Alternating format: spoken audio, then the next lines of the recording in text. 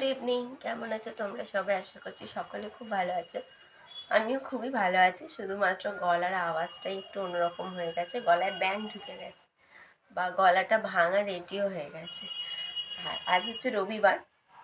Good evening দিয়ে ব্লগটা start করছি, কারণ এখন 6টা বাজে, সন্ধ্যে 6টা। আমাকে দেখলেই বুঝতে পারবে মুখ ফুক মনে হয় মানে ফুলে গেছে হয়তো, আমি জানি না, কারণ আজকে সারাটা দিন আমি ভয়ঙ্কর ঘুমিয়েছি। মা নেই ঘরে, আজকে মা আর বাবার নিমন্ত্রণ করতে বেরিয়েছে, তো সেই হিসেবে দুজনের কেউই ঘরে নেই, আমি আর দিদা। রান্না বান্নাও করা ছিল, তো আমি আমি বলেছিলাম ওকে আজকে ডাকবে না, কেউ আমার প্রচণ্ড ঘুমের দরকার, আমার ঘুমটা হচ্ছিল না।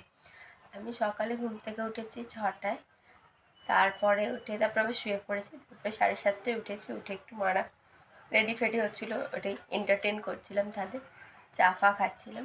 খেয়ে তারা বেরিয়েছে, আমি হাত মুখ ধুয়ে নিয়েছিলাম, ধুয়ে সেই যে আমি শুয়েছি 11:30টার সময় আমার খুব খিদে পেয়েছিল, যেহেতু আমি 8টার দিকে তো খেতে বসেছে, তো আমার খিদে পেয়েছিল। আমি দিদাকে বললাম যে আমাকে একটু খাবার দেবে। দিদা আমায় ডাকছে যে ছাতু গুলেছি, ছাতু বলেছেন ছাতু খাবো। আমি এত ঘুমিয়েছি, 11:30টার সময় দিদা আমাকে রীতিমতো ধাক্কা দিয়ে তুলছে যে একটু খেয়ে নাও, পেটটা খালি। তারপরে খেয়ে দিয়ে আমি আবার ঘুমিয়েছি 12:30 অবধি। 12:30 থেকে ঘুম থেকে উঠেছি, উঠে স্নান ফান করে ঠাকুরকে ধূপ টুপ দেখিয়েছি, দেখিয়ে খেয়ে দিয়ে আবার ঘুমিয়েছি 6:45 অবধি, আমি না 5:30 অবধি একভাবে ঘুমিয়ে গেছি। তাই মাকে ফোন করেছিলাম যে কোথায় আছে এখন। মা বলছি তুই রাত্রে ঘুমাতে পারবি তো? আমি তো মনে হয় আরামসে ঘুমাতে পারবো, আমার কোনো অসুবিধা হবে বলে মনে হয় না। এখন রেডি হচ্ছি, বন্নি কাকিমাদের বাড়ি যাবো। আজকে বন্নি কাকিমাদের বাড়ি আইবুড়ো ভাত খাওয়া। আমার আসলে কথা ছিল দুপুরেই যাব খেতে, কিন্তু কি হয়ে গেছে যে সাম্য থাকবে না দুপুরে, তো আমি বললাম তাহলে সন্ধেবেলাতেই যাব। হ্যাঁ, বন্ধু যত যাই হোক থাকবে না, আর যতবারই যাই এখন আর থাকে না, তো এটাই হয়ে গেছে। তো এখন রেডি হচ্ছি। আর আমাদের এদিকে না বেশ ঠান্ডা ঠান্ডা আজ কালকে রাত্রির থেকে পড়ে গেছে। গুবলুরা ফোন করেছিল, যখন ঝুম্পা দিদা ফোন করেছিল তখন বলেছিল ওদের ওখানটা ঠান্ডা পড়ে গেছে, যেটা আমরা অনেকদিন কালী পুজোর পরে পরে আমাদের এখানেও দেখছি এখন হয়ে গেছে। আমার দিদা সন্ধে দিচ্ছে এখন। তো চলো আর বক বক না করে আজকে ব্লগটাকে শুরু করি। আশা করছি তোমাদের সবার ব্লগটা ভালো লাগবে। তো চলো আজকে ব্লগটাকে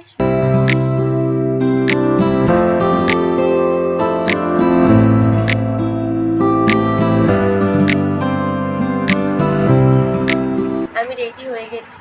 আমি কোনো মেকআপ টেকআপ কিছু করিনি, কিছু ইউজ করিও না। আমি আসলে মেকআপের ভিডিও আমি রেডি হওয়ার ভিডিওটা করতে পারি না, কারণ আমি শর্টসটা বানাই গেট রেডি উইথ মি, ওটা তোমরা দেখলেই বুঝতে পারবে। আমি আসলে যখন আমি সকালবেলা যাই তখন সকালবেলা অফিসের জন্য যখন বেরিয়ে যাই তখন আমি এমনি মুখে যেমন রেগুলার যেটা আমি ইউজ করি, যে আমার রেগুলার ক্রিম অ্যালোকেসার যে, তার উপর আমার সানস্ক্রিন, আর অন্যদিন আমি করে তারপরে হালকা একটু পাউডার, যেহেতু আমি খুব ঘামি একটু পাউডার লাগিয়ে বেরিয়েছে।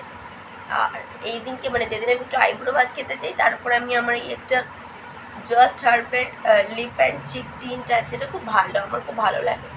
এটা আমি ফ্রি পেয়েছিলাম স্মিথেনে, তো ওইটা ইউজ করি এইখানে। আর এইখানটাতে ব্যাস একটু কাজল আর লিপস্টিক হয়ে যায় আমার কাজ, তার উপর একটু পাউডার লাগিয়ে নিই। এটা সকালে, আজ সন্ধ্যেবেলাতেও তাই করেছি, শুধু আমি একটু ক্রিম লাগিয়েছি কারণ আমার মুখটা খুব শুকনো লাগছিলো।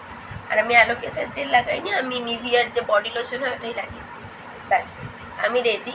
আমি কোনো রকমের মেকআপ করি না, আর এখন আমি বিগত 3-4 মাস আমি কোনো রকমের মেকআপ ইউজও করছি না। শুধু পুজোয় আমি 2 দিনই মেকআপ ইউজ করেছিলাম, তারপর আমার মুখে প্রচণ্ড জ্বালা করছিল, আমি একদম আমার মেকআপ ছাড়াই আমার সমস্ত এখন চলছে। আমি এত ফোটাও মেকআপ ইউজ করি না। আমার এখন মনে হয় যে স্কিন যদি ঠিকঠাক হয়ে যায়, যদি স্কিন ঠিকঠাক হয়ে যায় মেকআপের কোনো দরকার লাগে না। আর এই হারটা আমি এই শাড়িটার সাথে পরবো। এই ব্লাউজটাও বাইতে ভাই বলে রাখি বন্নি কাকিমারই দেওয়া, আমাকে বন্নি কাকিমা বানিয়েছিল। আর এই হারটা পরবো আমি, এটা ঘুরে যাচ্ছে, বোঝানো যাচ্ছে না, তো এটা আমাকে পরে নিই।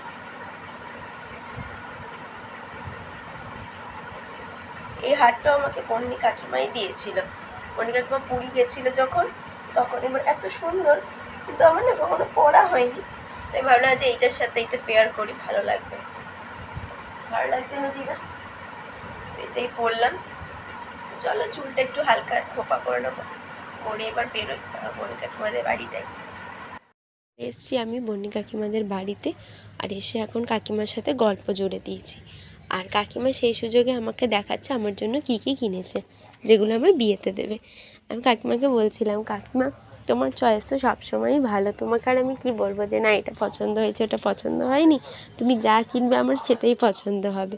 আর অবভিয়াসলি কাকিমা কিনেওছে খুব ইউনিক ইউনিক জিনিস, সেগুলো নয় পরে দেখাবো যখন আমি পাবো। তো চলো এইবার তোমাদের দেখিয়ে দিই কাকিমা নিজের হাতে আমার জন্য কী কী রান্না করেছিল।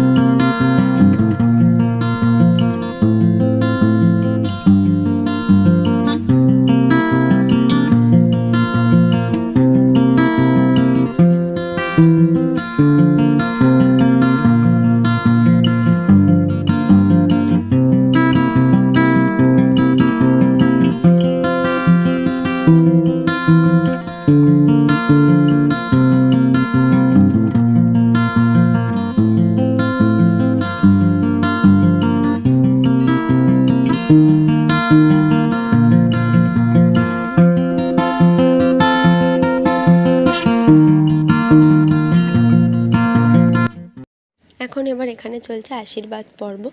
আইবুড়ো ভাত খেতে হলে তার আগে যে বাড়ির গুরুজন থাকে, যে বা যিনি তারা আশীর্বাদ করেন। তোমরা দেখেছো প্রত্যেকটা জায়গাতেই। এখানে এখন কাকু আর কাকিমা আমায় আশীর্বাদ করছে।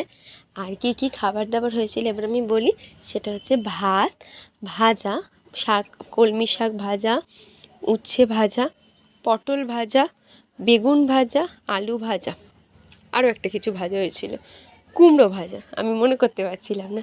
তারপর হয়েছিল ফুলকপির রেজালা, লেমন বাটার ভেটকি, কাতলা, দই কাতলা, পায়েস আর মিষ্টি।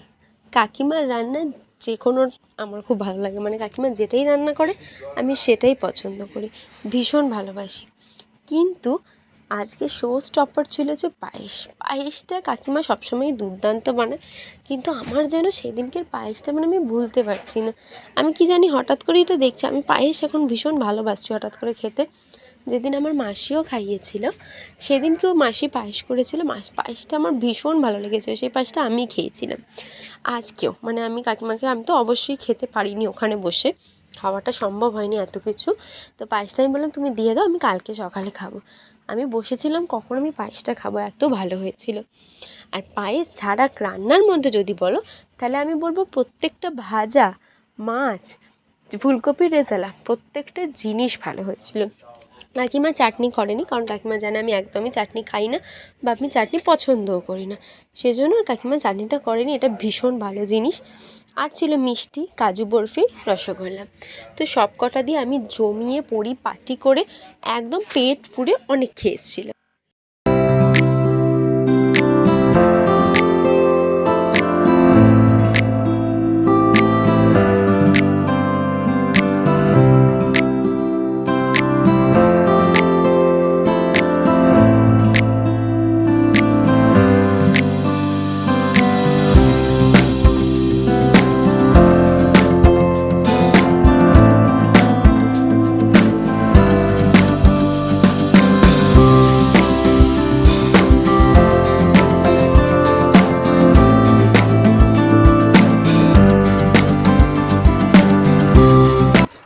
আমি বাড়ি এসে গেছি অনেক খাওয়া দাওয়া করে। আর কাকিমার রান্না তো সবই অসাধারণ হয়, অসাধারণ। আজকে মানে সেটা অবভিয়াসলি আজ আরোই ভালো হবে, এরকম একটা ব্যাপার। খুব ভালো খেয়ে দে পেট পুরো ভরে। আর আমি যেখানেই যাচ্ছি শুধু খাচ্ছি না, খেয়ে আবার নিয়েও আসছি, সেরকম সব খাবারগুলো খেয়ে নিচ্ছি আর মিষ্টিগুলো নিয়ে আসছি। পায়েসটা তো কাকিমা দুর্দান্ত বানায়, পায়েসটা আমি বললাম তুমি আমাকে দেবেই দেবে, আমি কিছু শুনতেই চাই না, কারণ পায়েস আমি খেতে ভীষণ ভালোবাসি। তো মানে আর মানে কাকিমার হাতের পায়েসটা আমার খুব ভালো লাগে, পুরো ক্ষীরের মতো হয়। তো ওই পায়েসটা আর মিষ্টিটা নিয়ে এসেছি, ওটা আমি কালকে খাবো। মা তুমি পায়েসটা আমাকে কালকে টিফিনে দিয়ে দেবে, বুঝেছো? ওটা খাবো। আর এই দেখো কাকিমা আমাকে কুর্তিটা দিয়েছে আইবুড়ো ভাত খাওয়ার সাথে সাথে। কি ভালো লাগে আমার নতুন কুর্তির গন্ধ। আমাকে যেটা বিয়েতে দেবে সেটাও দেখিয়ে নিয়েছে, আমি সেটাও দেখে নিয়েছি, হেভি জিনিস, পরে দেখাবো তোমাদের। মানে আমি দেখে এসেছি, নিয়ে আসিনি সেই জন্য। আর এই কুর্তিটা আমার মানে বোন কাকিমা আমায় দিয়েছে, খুব সুন্দর রংটা হয়েছে, টমেটো রেড এটা দেখো, তাই না? চেরি কালার না, চেরি কালার না, এটা টমেটো কালার, চেরিটা আরও লাল হয় টকটকে এইটা। আর আমার আজকে আমার মাদের বললাম না যে নিমন্ত্রণে গেছিল, তো আমার বোনও আমার জন্য একটা কুর্তি পাঠিয়েছে, বলেছে যে আইবুড়ো ভাতের আগে তো এলি না। হ্যাঁ লেগিংস, হ্যাঁ কুর্তি লেগিংস সবই পুরো সেট। নতুন জামার গন্ধগুলো তো ভালো হয় না, এটাও খুব সুন্দর, এটা ওই মধুবনী কাজ মনে হয় না, সেটা আমি জানি না, কিন্তু এটা পুরো সুতির, রংটা খুব সুন্দর, হলুদ রঙের, খুব সুন্দর এটা পাঠিয়েছে। আর ও আমাকে বলছে এক্ষুনি, ওর সাথে এসে কথা হলো, বলছে এখন তো আর মানে আর তো বেশি সময়ও নেই, বলছে যে আইবুড়ো ভাত তো খাওয়াতে পারলাম না, বিয়ের পরে জোড়ায় আসবে, যে বিয়ের পরে যাব। এখন ও বলছে যে এখন একটু সাবধানে থাক, ইয়ে কর, মানে আমার গলার আওয়াজ শুনে বলছে সাবধানে থাক, গার্গেল ফার্গেল কর। আমি তো বলছি আর আমার না, আমার গার্গেল করতে ভালো লাগে না, আমার ভেপার নিতে ভালো লাগে, কোনোটাই ভালো, বলছে ভালো লাগে বললে ভালো লাগে না বললে হবে না, করতে হবে। হ্যাঁ, তো এইবারে এরকমভাবেই চলছে। যাই হোক খুব ভালো কাটলো আজকে, মানে সারাটা দিন তো ঘুমিয়েছি, ঘুমতে খুঁটে খেয়েছি, আবার ঘুমিয়েছি, আবার খেতে গেছিলাম, এসে আবার এখন ঘুমাবো। আর কালকে সকালে ব্লগটা শুরু, মানে দিনটা শুরু করে তারপরে ব্লগটা শেষ করবো। তো চলো আর বক বক না করে আমি এখন গুড নাইট বলি, কাল সকালে আবার তোমাদের সাথে দেখা হচ্ছে, কেমন? চলো টাটা, শুভ সন্ধ্যা। আজ হচ্ছে সোমবার, আমি কালকে বলেছিলাম যে আজকে সারাদিনে একটু মানে সকাল থেকে ব্লগ শুরু করে তারপরে ব্লগটা শেষ করব, কিন্তু সেটা হয়নি, কারণ সকালে আমি এত তাড়াতাড়ি ঘুম থেকে উঠেছি যে আর আমি ব্লগ টক করতে পারিনি, সেটা সম্ভব হয়নি। উঠে তাড়াতাড়ি করে রেডি হয়ে বেরিয়ে গেছি। আসলে কাল রাত্রি থেকে খুব খুশি আমি, মানে খুব আনন্দে আছি। আমার মনে হয় পুরো ভারতবাসীরাই কালকে রাত্রি থেকে খুব খুব খুব খুশিতে আছে। প্রথমেই আমি মানে সেই খুশিটা আগে বলি, তার কারণ হচ্ছে যে আমাদের Indian women's cricket team championship trophy জিতেছে, ওয়ার্ল্ড চ্যাম্পিয়নশিপ, মানে ওয়ার্ল্ড কাপ জিতে যে এসেছে, সেটার জন্য মানে আমরা ভীষণ ভীষণ ভীষণ খুশি। এতদিন কি হতো, মেন্স ক্রিকেটটাকেই খুব সাপোর্ট করা হতো, বা সেটাই সবাই দেখতো, উইমেন্স ক্রিকেটও হয়তো অনেকেই দেখতেন বা দেখো, কিন্তু অত না সেটাকে মানে আমরা ভ্যালিউ পাইনি যেটা এই বছর পেয়েছে। আর অবশ্যই আমরা বিশ্বকাপ এনেছি, তো আমাদের তো আনন্দই আনন্দ, সেজন্য আমরা খুব খুশি। আর এইবারে খুশিটা হওয়ার আরও হয়তো এটা একটা কারণ যে যেহেতু আমাদের বারণ করা আছে না 8টার পরে আর মেয়েরা এখন নাকি বেরোনোটা ঠিক সেফ নয়, সেখানে রাত্রির 12টার পরে মেয়েরা, আমাদের ভারতীয় মেয়েরাই হাতে ব্যাট বল নিয়ে বিশ্বকাপ নিয়ে এসছে, তো সেটা থেকে গর্বের কিছু জিনিস হতে পারে বলে আমার তো মনে হয় না। আমি ভীষণ খুশি, ভীষণ। আমি কাল থেকে সমানে মানে আমি সেরমভাবে কালকে দেখতে পারিনি, আমি সত্যি বলছি, কারণ আমি জানি না কেন কালকে আমার প্রচণ্ড ঘুম পাচ্ছিল, আমি ফোনে চালিয়েও ছিলাম, টিভিতে বুঝতে পারছিলাম না কোন চ্যানেলে হবে, তো আমি ফোনে দেখছিলাম, দেখতে দেখতে ঘুমিয়েছি, মানে শুধু ঘুমিয়েই গেছি, কিন্তু রাত্রে আমি একদম দেখেছি।